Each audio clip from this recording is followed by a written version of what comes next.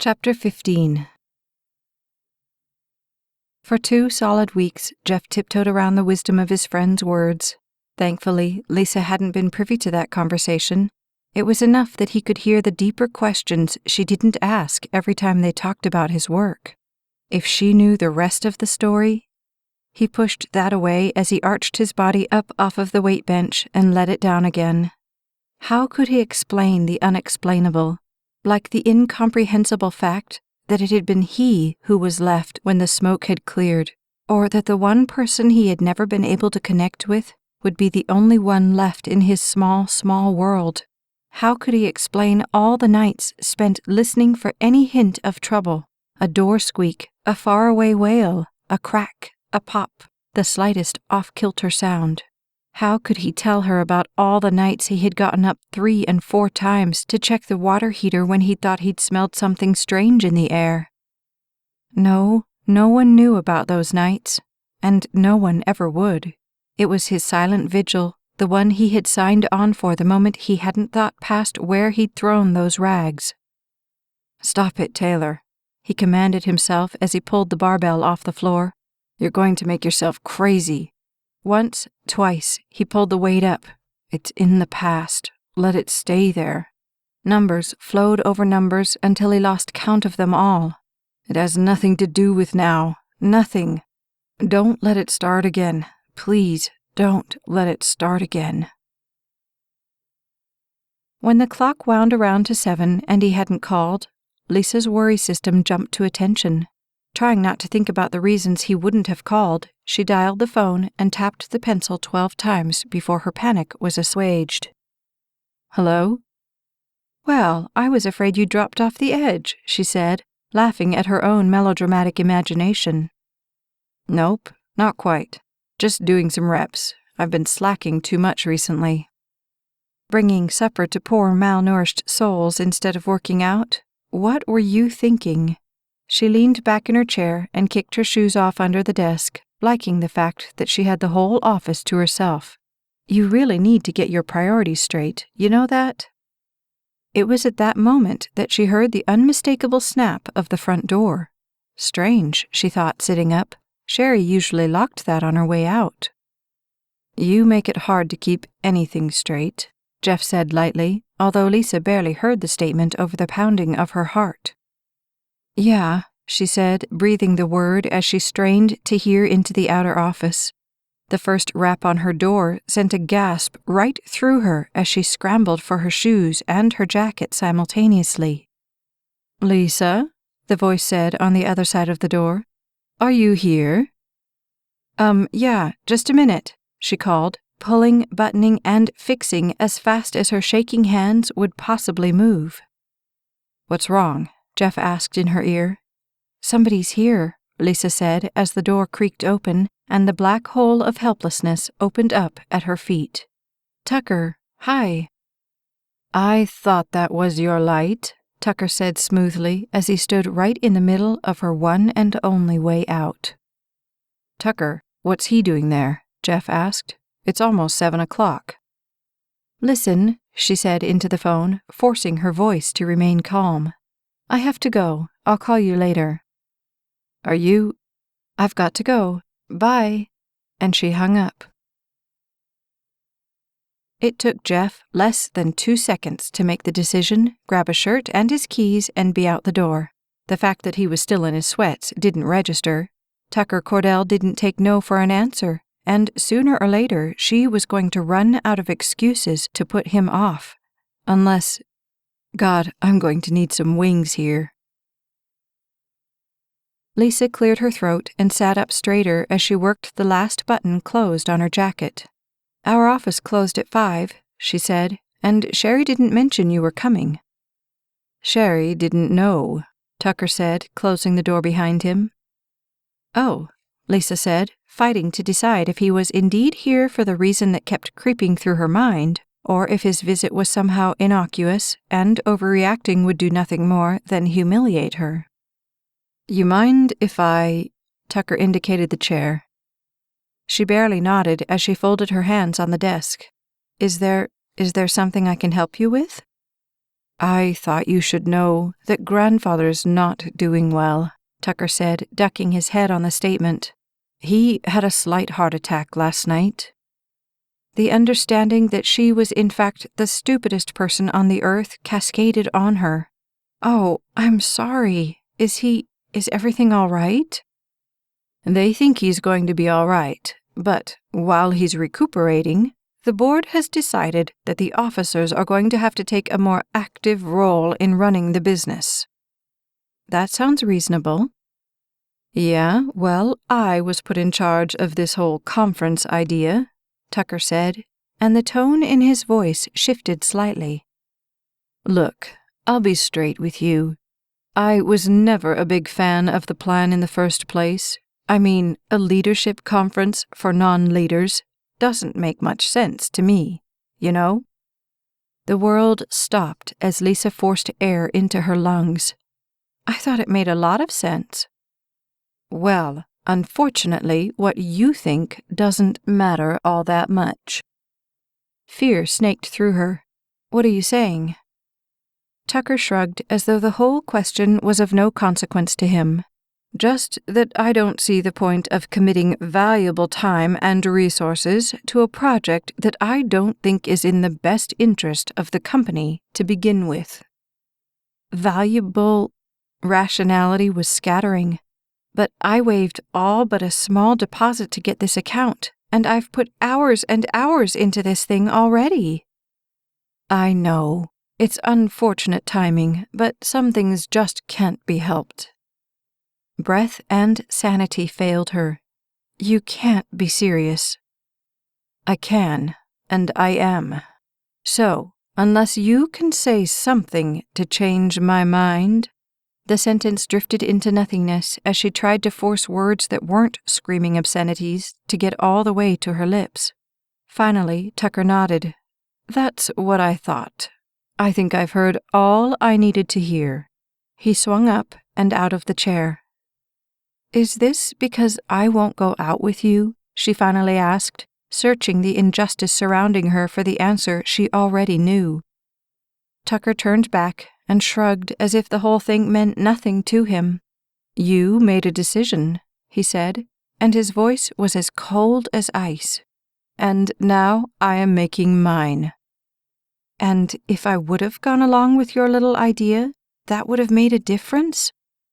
His gaze slid through her like the serpent in the garden. Everything makes a difference, Lisa. Don't you know that by now? Before she really heard the first sound, Jeff was standing in the middle of her doorway, gasping and panting. Oh, man, I'm sorry I'm so late. Those stairs are killer.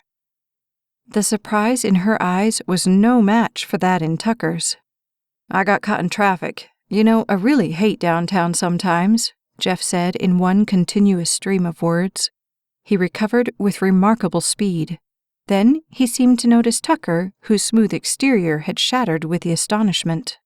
Oh, I'm sorry. I don't think we've met. Jeff Taylor. Gaping, Tucker shook Jeff's hand. Tucker Cordell. It's nice to meet you, Tucker. Lisa's so excited about that whole leadership thing. It's all she talks about, morning, noon, and night. Somehow Jeff managed to wind his way past Tucker and around to her side of the desk. In the next heartbeat, his arm was around her shoulders. Isn't that right, sweetheart? Yeah, she said, her own gaze registering the thought that he must have fallen and hit his head on something very hard. All the time. Well, Tucker, Jeff continued unabated, I hate to break this up, but Lisa and I have a date with a couple of hot dogs. Hot dogs? Tucker asked, as if he'd never heard of such a thing. Extra mustard, Lisa said, finally catching hold of her sanity long enough to get her bearings. She scrunched her nose. It's a fireman thing. Oh, so you're with a department? Tucker asked slowly. Jeff nodded. Yeah, it gets kind of old sometimes, lugging those 100-pound hoses up and down all those extension ladders. But it's a paycheck, you know. Lisa didn't miss the slide Tucker's gaze did across the expanse of Jeff's mostly uncovered chest muscles, and it was clear the message hit dead center of its mark. "I can imagine." Tucker was backing away from the desk, away from her. She could feel it. Well, I'd better let you get to your hot dogs then." "Yeah, you'd better," Lisa said, barely stifling the laugh that jumped to the middle of her. Clearly shaken, Tucker walked to the door and then stopped. When he turned, there was only regret and understanding in his eyes. "I'll call you tomorrow, Lisa. We'll talk. I am sure we can work something out." She smiled sweetly. "I look forward to it." With the slightest of nods, he opened the door and walked out. It wasn't until the outside door clicked closed that Lisa started breathing again. However, she held up her hand to keep Jeff from saying a single word. Quickly, she went out to the front office and threw the lock herself as Jeff, wild-eyed, stepped from her door. "What was that about?" Jeff asked. "That was one of those really bad ones," she said simply. "I hope you're buying, because I'm starved." "You should have told me. I would have worn my running shoes," Lisa said when they had reached street level. "I didn't know you owned running shoes," Jeff said, liking how her hand felt in his, but still not beyond the overwhelming adrenaline rush of the flight to her office. Lisa scrutinized his profile carefully. "By the way, I thought you were working out tonight." He shrugged as half his smile slipped onto his face. "Some things are more important than working out." The gaze she leveled on him was a mix of teasing and mischief. "Oh yeah? Like what?" "Like trying to prove these lights can be beaten." He looked up at the sign and then over at her. Love. In one breath, he knew that was undeniably what he felt. "Go!" she yelled, and when she bounded from the curb, she took not only his hand, but his heart with her as well. Jeff knew he had to find a way to say it, or he would go stark raving mad. As he and Gabe sat watching the late comedy show that neither of them was really paying attention to on Saturday night, he knew he needed some advice. The only problem was he wasn't sure that advice could even help where this was concerned. "So, you're married?" Jeff asked, like he hadn't been rehearsing this conversation in his mind for 4 days. The stand-ups babbled on screen, completely forgotten.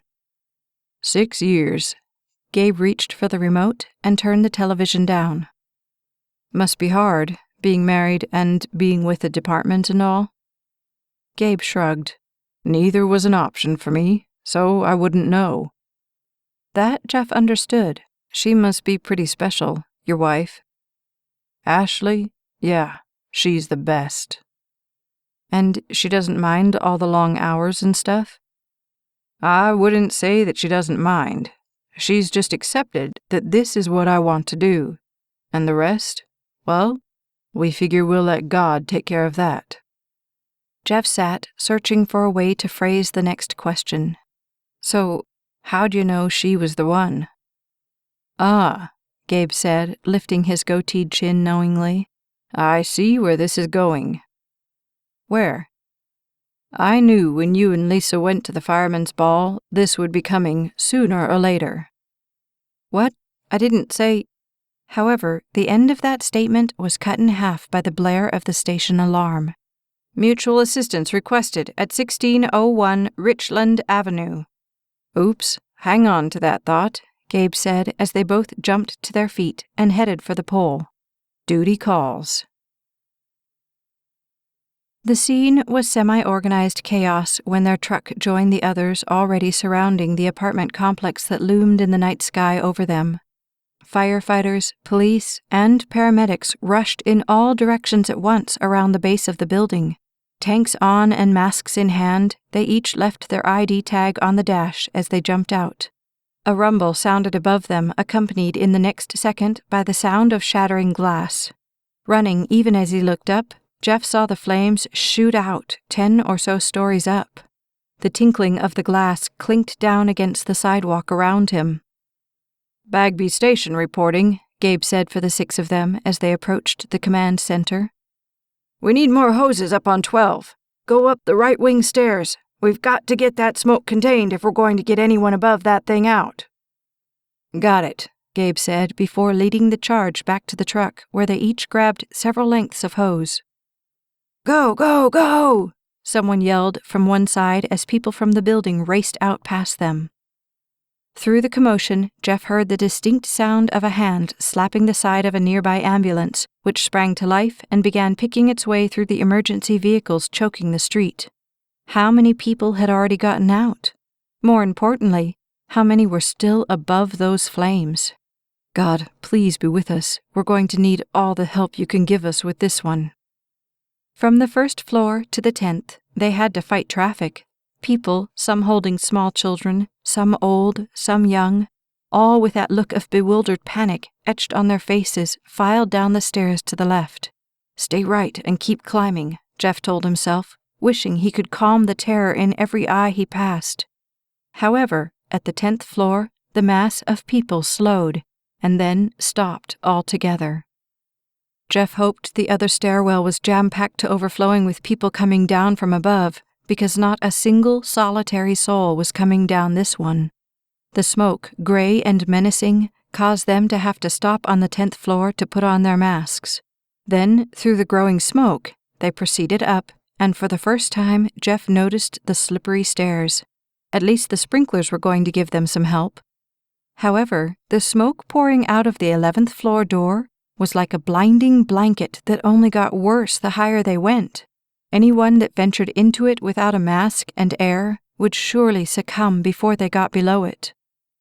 "Baker and Stevens, you set up at the front. Miller and Jameson, start left, and get anybody out you find. Jeff, you're with me," Gabe yelled through his mask. "Let's go." When Gabe opened the door, it was like running headlong into a broiler. Even through the fire suit, Jeff felt the flames heating their way into his skin.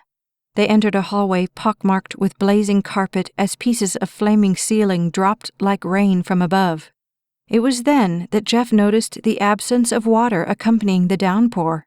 He looked up, and the fact that the sprinklers were drier than the carpet swept fear right over the top of him.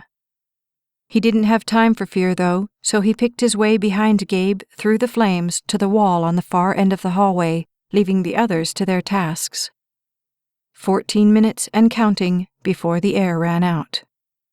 At their end of the hall, a flaming set of boxes stood on either side of the exit. Whoever had been carrying them down wouldn't have to worry about coming to get the rest, but for those trying to get out, they closed off one more route to safety. That thought made his hands work that much faster when they found the wall water supply valve. Gabe threw the hose onto the floor and grabbed one end. "I'll get it hooked up. Get some water on that mess." Without question, Jeff grabbed the other end, stretched it as straight as he could, and then turned to aim the water at the flames shooting up from the boxes. The wait for water seemed interminable to the point that he almost dropped the hose to go see what was wrong. However, just before he did, he heard the screams from the other side of the door where he stood. Turning to it, he glanced down the hallway to the nearest good escape, but all he could see were fire-blurred figures moving like ghosts. It was true. These people hadn't gotten out. They were trapped, and they would die, unless... The water gushed out of the hose, knocking him a step backward, and immediately he aimed it at the carpet in front of the door as Gabe appeared at his side. "No, at the exit!" Gabe yelled. "There's someone in there!" Jeff yelled back, knowing how much smoke was already choking through that apartment. "Get them out first!"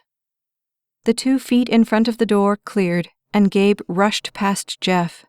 It took one shoulder for the door to give way for Gabe, and Jeff saw only the figures huddled next to the ground just before a section of the ceiling behind them crashed down. A scream jumped to his ears. "Get them out! I'll get this!" He saw Gabe's hesitation. "I'm all right. Just get them out. I'll get this exit cleared." Determination, coupled with training, surged on him as he proceeded back down the hall, aiming the water across the heat pulsating at him from the now unrecognizable heap of boxes. If he could just get that passageway open, they would have a chance. As the flames engulfing the boxes surged upward, crumbling what was left of the cardboard, Jeff heard the crack above him. Instinctively, he jumped sideways as 3 sheets of ceiling tile crashed to the carpet behind him. Flames tore through the unburned carpet, reaching for the ceiling as he fought to keep his balance and his sanity. "Don't think about that. Just get this one open." More water, and the flames on the boxes subsided and then died. Quickly, he spun around and doused the ceiling and then the floor down the other direction, creating a semi-safe passage. In the next breath, he reached over and tried the door to his left. It swung open. "Anybody in here? Hey!" No answer. He wanted to go in and check, but there wasn't time. The fire lining the hallway was gaining ground, although the hose was doing all it could to keep it at bay. Forcing the water to clear the path in front of him, he snaked to the right. With a foot, he kicked at the door as a small beeping penetrated the other sounds around him. Air was running out, as was time. "Anybody in here?" Again, no answer, although the fact that most of that apartment was already orange with flames as more of the ceiling dropped into it didn't escape his consciousness. He prayed that whoever had been in there had made it out. That thought pulled him forward as the beeping in his ear became more persistent. With a kick, he opened the next door. "Jeff," a blurry ghost said, stepping out of the flames like a nightmare come true. "Company 3 can take it. We've got air in the stairwell." He didn't want to release the hose, but the beeping could not be ignored. Carefully, he handed the hose off, and then, fairly running alongside Gabe, they raced back to the far stairwell as Jeff's brain ticked off the number of doors still not open. By the time he was at the exit, his brain had stopped counting for fear that he would completely give up hope. Down one flight, and then the next, they ran as his lungs began to scream as loud as the tank on his back. On the 8th floor, they met up with both air bottles and another team of fully geared figures who were preparing to brave the inferno above. The last one was just donning his mask as Jeff yanked his off, gasping in the air. "Dustin?" "You going back up?" Dustin asked, even as Jeff changed the bottles on his back. 12, Jeff said as he clicked the hoses together, grabbed his mask, and pulled it back on. "Then I guess I'm following you," Dustin said, and in tandem the 4 of them started back up the stairs. This time, there were a few people coming down the other way with firefighters for escorts, but not enough, not nearly enough. Hell could have been no worse, Jeff thought, when they re-entered the firestorm eating its way through floor 12. Other firefighters had raced past them on the stairs, up to the other unseen floors. He didn't want to think about how many floors were above them, or what state those other floors were in. This one was horror enough. Waves of heat made the movement of the other teams resemble mere mirages. Back across the burning carpet, over the mounds of fallen ceiling they stepped, picking their way back to their replacements. "Go get some air!" Gabe yelled at the one he grabbed the hose from. For the first time, hope surged through Jeff. The other exit door was now open, as were more of the apartment doors. That had to be a good sign. It had to be. 1 door, 2, he opened, walking into them far enough to satisfy the dread in him that someone wasn't still in there, trapped. 7, 8 more doors, and this floor would be cleared. He banged through the next door, calling his familiar, "Anybody in here?" ahead of him. However, an eerie silence met him, and he stopped. Listened. He felt the sound more than he heard it before he ducked back into the hallway. "This one might have someone!" Stepping across the threshold, he followed the pounding of his heart into the darkened apartment. Strange, after all the others, that the flames hadn't touched this one. Back, into the black of the apartment until he found a door. He twisted the knob and pushed, but it gave only a fraction of an inch. It wasn't locked, but still it didn't open. "Fire department! Open up!" "Just a second," came the whimper from the other side. A pause, and the door swung open to reveal a bent, frightened, gray-haired woman and 2 small children. The bathroom looked much like any other would in the middle of the night, nothing like the tomb it would have been had he not come to check. "Hang on," Jeff said, and he raced back to the hallway. "I need help over here." "You got somebody?" Dustin asked, stepping over the mound of flames on the hallway floor from the door he had just come out of. 3. Together they raced through the apartment to the bathroom. When they got back to the door, one of the children sent up a helpless scream.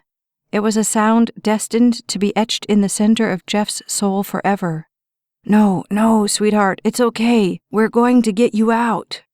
Knowing the nightmares she would now have forever about this very moment, he picked her up and watched Dustin stand to hand him the boy. "Get them out. I'll get her," Dustin commanded. A nod, and Jeff was running through the apartment. He had made it just out of the apartment's front door when a sickening crack sounded behind him. "Run!" was his only thought. How heavy the two figures clutching him were, he couldn't tell, but it was as though they weighed nothing, for his feet could have moved no faster. To the stairwell and down he raced as heavy smoke rose all around him. Somewhere around the 4th flight down, he realized that both children were crying. "Hang on, I'll get you out. Just hang on to me." The instruction wasn't necessary. They could have held on no tighter had they tried. He was nearing the bottom when finally he ran into a group of firefighters just as the beeping began in his ears. "Could somebody take these two down?" he asked, handing them off. "I need a bottle." It was in his hand in an instant, and without bothering with conversation, he started back up the stairs. It was crazy to make the change in the smoke. However, he wanted to get as high as he could before he had to switch them out. Higher, higher. And then, as the smoke again increased around him, a thought hit him. He should have already met Dustin on the way down. Snap, snap went the hoses on his back as terror took over his motions. With a clank, he set the old bottle next to the wall, changed it out with a new one, grabbed the handrail, and sprinted back up the stairs into hell. The hallway was clearer now, but the apartments weren't so lucky. "Where's Dustin?" Jeff asked Gabe, who still manned the hose. "I need someone to take this," Gabe said. "Where's Dustin?" Jeff asked again as Gabe thrust the hose into his hands. "Who's Dustin?" Gabe asked, and then his attention snapped back to his tank. "I've got to go." And he started down the hallway as Jeff's heart screamed after him. Pandemonium rained around him from firefighters, hoses snaking across each other, mounds of smoldering debris, and the crackling of the falling ceilings emitting from every door. Another firefighter scrambled up close enough for Jeff to call to him. "Hey, can you take this?" The air thing, they all knew about it, so without question, the man took over the hose. Instantly, Jeff turned down the hall. Which one was it again? Rushing into apartment after apartment, he checked each one, looking for the one that looked familiar. 3 down, he pushed into one that was lit in a spectacular ball of orange and red. Logically, he couldn't have explained it, but just below logic was the undeniable knowledge that this was the one he was looking for. 2 steps in, he suddenly understood the crack he had heard on his exit. The ceiling, or what was left of it, hung from the rafters in flaming shreds. Unlike its companions in the other apartments, a whole section had decided to come down in one fell swoop rather than a piece at a time. However, like its companions, it had given no warning of its collapse. At that moment, he heard it, the unmistakable chirping beep of a pass. Worst-case scenario. Firefighter down. Praying he wouldn't need the help, but taking the precaution anyway, Jeff ducked back into the hallway. "Firefighter down! Firefighter down!" No more time to summon help. Praying even as the flames shot up from the upholstery in the living room, he stepped through them in the direction of the bathroom and the beeping. "Please, God, where is he?" By the window, the carpet ignited a curtain, sending it up in a whoosh that took Jeff's breath right out of him. It was in that flash that he saw the boot, lying sideways under a pile of flaming ceiling tile. Oh God, no! Grabbing the first piece he came to, he slung it off of the immobile figure. "Hang on, Dustin, buddy, I'm coming." A piece, another. Across the room a second curtain flamed to life. The fire on the tile in his hand seeped its way through the cracks forming in his gloves, searing the skin it found there. "You're almost out. I've almost got you. Hang on, buddy." 2 more pieces, and the blackened, peeling remains of the fire suit emerged to reveal Dustin lying face down, like all the horrible outlines they draw around murder victims. Frantically, Jeff reached for the shoulders and rolled the body over and off of the heap underneath that only then he realized was the woman. His senses reeled to the edge of overwhelm. The mask on Dustin's face was askew, exposing the skin beneath and making him appear like some crumpled robot destined for the recycling heap. "Just a second, I've got to get some help," Jeff told his friend, and he jumped up and ran to the door. "I've got a downed firefighter and a victim here. I need help. Hey, somebody, I need help." A figure and then another ran up as the beginning of the beeping started in Jeff's ears. Step for step, they followed him into the apartment where one of the men picked up the woman and started out. Jeff grabbed Dustin's shoulders and arched them up enough for the other firefighter to get an arm under them. The beeping was now coming from all directions at once, drowned out only by the pounding of Jeff's heart. "Let's get him out!" The big black boots dragged the ground as they angled around the flames. The head, limp and lifeless, bobbed with each labored step. The screaming of Dustin's pass and Jeff's own dwindling tank of air was making Jeff's head swim. When they got to the exit, they met up with a knot of men coming fresh from replenishing their tanks. Jeff's steps had begun to sway under the emotional and physical strain, so that the only thing keeping him standing was sheer determination. "We need help over here," the man on Dustin's left yelled at the men. Only when his replacement edged him out of the way did Jeff realize who it was. "Get yourself down," Gabe yelled at him. "We'll get him." No nightmare had ever seemed so surreal, no moment so bizarre. On feet that he couldn't figure out how they were moving, Jeff descended through the smoke, following something that he vaguely remembered he was supposed to. The beeping in his ears was an all-out scream now, and still 1 foot followed the other down. Please, God, let him be okay. They were the only thoughts getting through the haze. Finally, they broke through to the base of the cloud of smoke, and immediately they met up with a cluster of firefighters preparing to go up. "We need help," he heard someone yell. "He needs air, and this one's bad." The mask jerked off Jeff's face, and air, like none he had ever tasted, slid into his lungs. "Man, you should have quit while you were ahead," the figure said, kneeling next to him, although Jeff didn't fully understand the comment. His gaze, now clearer from the oxygen, slipped forward as the 2 figures and the seared black plastic rounded the bottom corner and disappeared from sight. "No, wait!" he felt himself yell. Instead, he choked on the air those words would have taken to utter. It didn't matter. They had Dustin, and he had to get down there. Pulling himself up from the floor where he had somehow fallen, he forced strength into his legs and started descending, even as his makeshift nurse reached for him. "Hey, where are you going?" With barely a wave backward, he pushed through the men on the landing and around the corner. Down, down, going faster with each passing step until he wouldn't have been at all surprised to find himself in China at the end of that staircase. However, their task had slowed his quarry, and just as they pushed out of the front doors of the building, he caught them. A swell of people engulfed them as Jeff pushed his feet through them. The 2 men on either side of the dragging boots were practically on the curb before they stopped and lowered their fallen comrade to the ground. "Medic!" Gabe yelled, ripping the mask from Dustin's face. "We need a medic!" "Dustin!" Jeff's heart carried him right to his friend's side, where he grabbed Dustin's hand as all medical training he'd had failed him. "Dustin, man, don't leave me! Come on, don't leave me!" He heard the feet on the concrete behind him, but the sound didn't register as he looked into the eyes that were no longer open. "Dustin, man, can you hear me? Come on, fight! You've gotta fight!" On the other side, a paramedic appeared, kneeling, checking. "He's breathing. Get a stretcher."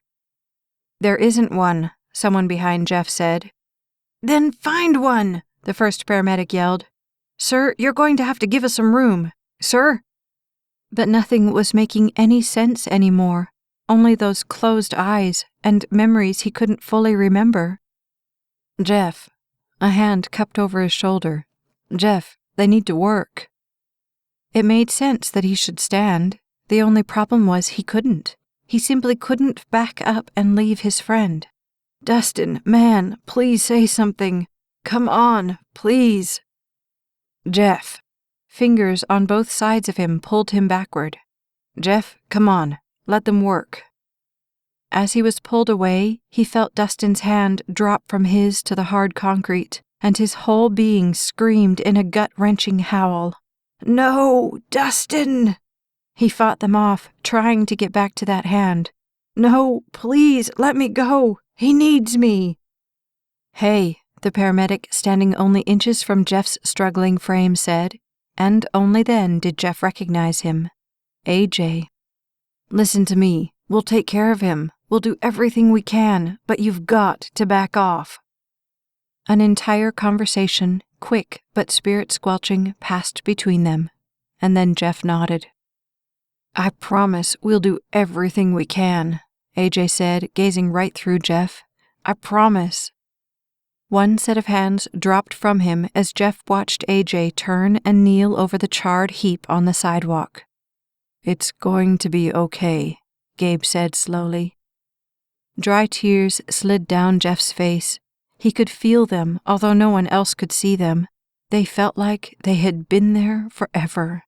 The haze slid over him as he reached up to his cheek to wipe them away. Good Lord, what did you do to your hands? Gabe asked in shock. Jeff could see nothing. Nothing was making any sense.